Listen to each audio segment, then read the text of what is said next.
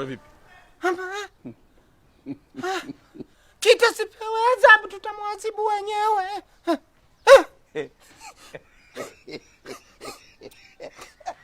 Wewe nimesema mchuchumae wewe unalala.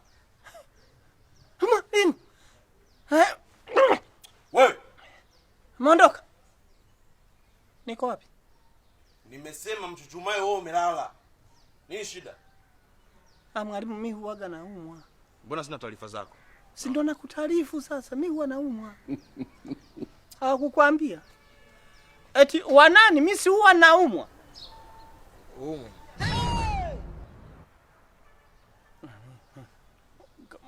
Kama kwa wengi wanajua. Sema basi tu atakuwa kasahau. Rukamba. Wewe usinishirikishe upumbavu wako. Umesikia wewe?